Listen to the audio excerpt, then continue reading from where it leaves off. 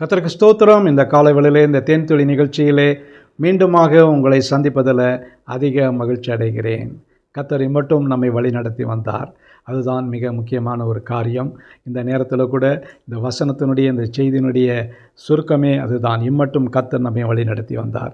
இஸ்ரவேல் ஜனங்களுக்கும் பெலிஸ்தருக்கும் யுத்தம் நடந்து கொண்டிருந்து எப்பொழுது பார்க்கும் பொழுதும் இவர்கள் இருவருக்கும் யுத்தம் தொடர்ந்து நடந்து கொண்டே இருக்கும்.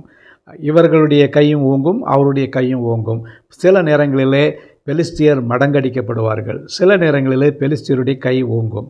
இப்படிப்பட்ட நிலையிலே அவர்கள் அதிகமாக இஸ்ரவேல் மக்கள் பயந்து கொண்டிருக்கிற வேளையில் சாமுவேலை நோக்கி எங்களுக்காக வேண்டிக் கொள்ளுங்கள் என்று அவர்கள் கேட்டார்கள். அப்படியாக சாமுவேல் தீர்க்கதரிசி இஸ்ரவேல் மக்களுக்காக தேவனிடத்திலே வேண்டிக் கொண்டார்.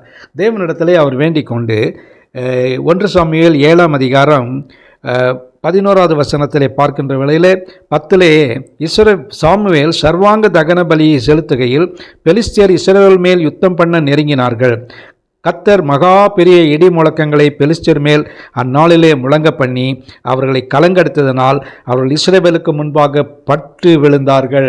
இஸ்ரவேலுக்கு முன்பாக அவர்கள் பட்டு விழுந்தார்கள் என்று பார்க்கிறோம். ஒன்றுமில்லாமல் போனார்கள். இதை நினைவு கூறுவதற்காக சாமுவேல் தீர்க்கதரிசி ஒரு காரியத்தை செய்தார்.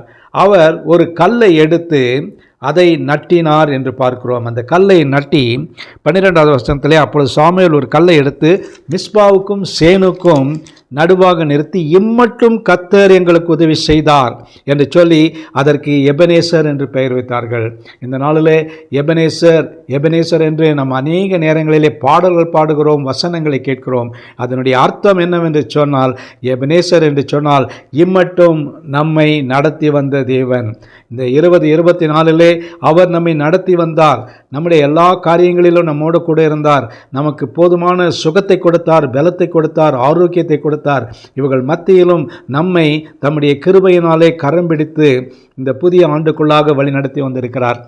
அதற்காக நாம் தேவனை நன்றி செலுத்த வேண்டும். இந்த வேளையில் கூட அன்று சாமுவேல் சொன்னது போல நாமும் கூட நம்முடைய வாழ்க்கையிலே ஒரு கல்லை அல்ல, ஒரு நினைவு கூறத்தக்கதாக இம்மட்டும் கர்த்தர் எனக்கு உதவி செய்தார் என்று சொல்லி எபனேசரே என்று அவரை நாம் நினைவு கூற வேண்டியவர்களாக இருக்கிறோம். எபனேசர் என்று சொன்னால்தான் இம்மட்டும் கர்த்தர் நம்மை வழிநடத்தின தேவன்.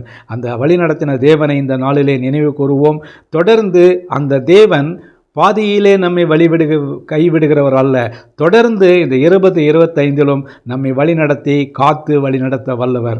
ஆகவே அவருக்கு நன்றி செலுத்துவோம். நல்ல ஆண்டவரே, உம்மை நன்றியோடு துதிக்கிறோம், ஸ்தோத்திரிக்கிறோம்.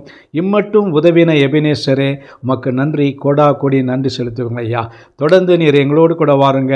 வசனம் சொல்லுகிறது, இம்மானுவேலாக நீர் எங்களோடு கூட இருக்கிறீங்க. இம்மட்டும் உதவி செய்தீங்க, எபினேசராக இருந்தீங்க. இப்பொழுது இம்மானுவேலாக நீர் எங்களோடு கூட இருக்கிறீங்க. அதற்காக ஸ்தோத்திரம். ஆசீர்வதிங்க. இந்த நாளை நீர் எங்களுக்கு ஆசீர்வதித்து தர வேண்டுமா ஜெபிக்கிறோம். மீட்பர் இயேசுவின் நாமத்தில் ஜெபிக்கிறோம் நல்ல பிதாவே. ஆமேன், ஆமேன். கர்த்தர் உங்களை ஆசீர்வதிப்பாராக. இந்த நாள் உங்களுக்கு ஒரு ஆசீர்வாதமான ஒரு நாளாக அமையட்டும்.